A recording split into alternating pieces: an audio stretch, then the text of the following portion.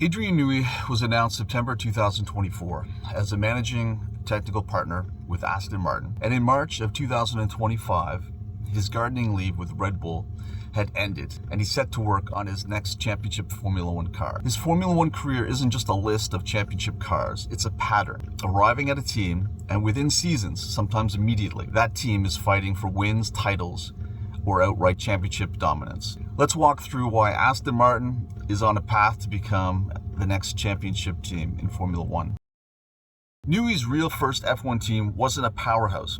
It was called March, later rebranded as Leighton House. A midfield team with limited money and zero expectations. And yet, in such a short period of time, the March 881 shocked the paddock with 5 podiums in that giant-killing 3-year period.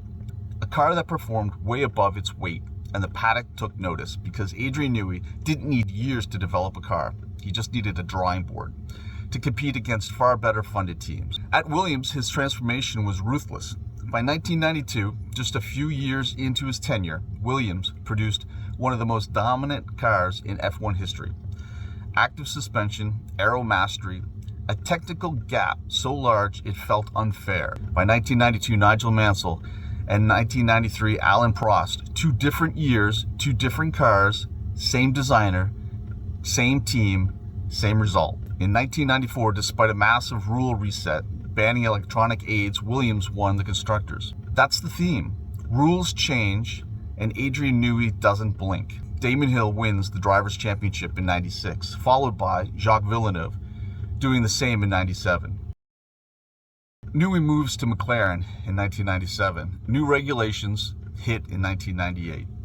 Narrower cars, groove tires, major aero reset. This should have slowed things down for Adrian Newey. Instead, he delivers the MP4-13, a car so good that Mika Hakkinen wrapped up both championships with ease. The titles did dry up after this as Ferrari's Michael Schumacher's championship era began. This stretch in Newey's career is actually important because it showed how competitive his cars were, each season fighting at the top.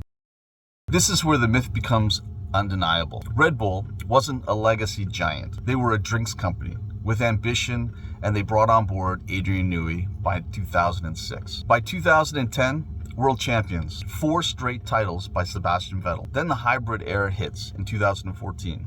The Red Bull stumbles behind Mercedes, who dominate for the next 7 years. By 2022, the rules change yet again. The biggest aerodynamic reset in decades. Newey's Red Bull nails it immediately, and Max Verstappen takes 4 straight drivers' championships. Same story, new rules, Newey's advantage. So why would Aston Martin fans be excited with the acquisition of Adrian Newey's technical services for the 2026 season? Because they can smell a championship. Formula One reset everything again. Chassis, philosophy, aerodynamics, power units. This is Newey's favorite terrain.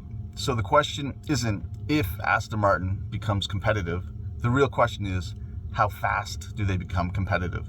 Statistics are part of history. Williams, 1 to 2 years. McLaren, 1 year. Red Bull, 3 to 4 years. From scratch to championship. If patterns hold, Aston Martin doesn't need a decade. They need 1 regulation cycle. And Adrian Newey, doing what he's always done, puts pencil to paper and quietly redesigns the competitive order of Formula One.